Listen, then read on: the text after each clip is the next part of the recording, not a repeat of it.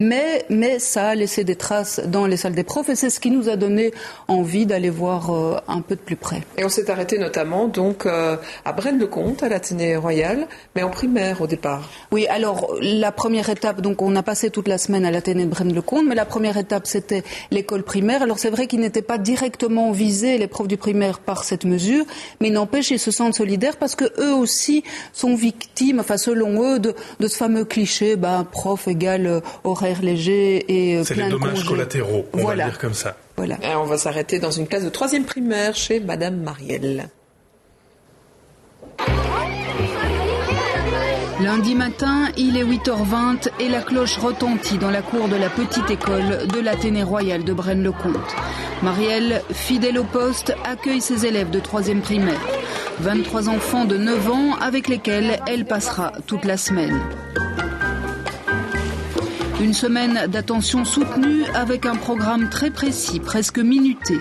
La moindre faille et les enfants s'y engouffrent.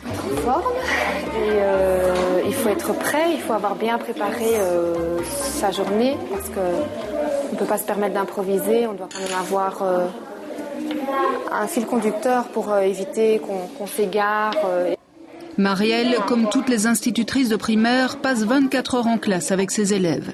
Mais elle ne compte pas les heures qu'elle consacre après l'école à préparer ses cours, ni tout le travail administratif obligatoire pour les profs, tenus de détailler dans un journal de classe le programme de chaque journée.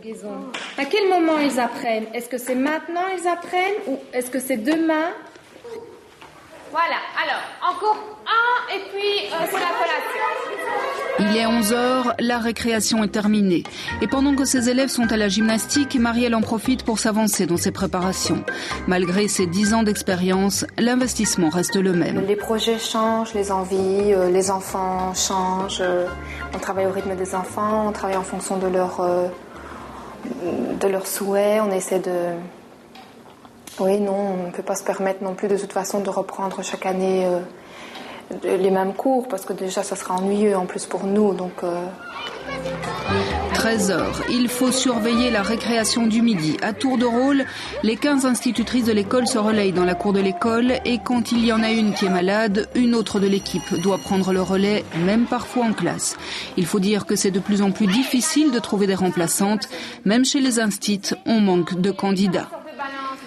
13h50, système métrique au programme de cet après-midi. Un apprentissage par la découverte, c'est ce qu'on appelle la pédagogie active. C'est plus attractif pour les enfants, mais plus fatigant pour le prof. Ça fait 3 fois que je dois faire une remarque à cet atelier-ci. 15h20, les cours sont terminés pour aujourd'hui, les enfants peuvent partir, mais sa journée à elle continue. C'est son tour aujourd'hui d'encadrer l'heure d'études durant laquelle les enfants peuvent faire leurs devoirs à l'école avec l'aide d'un professeur.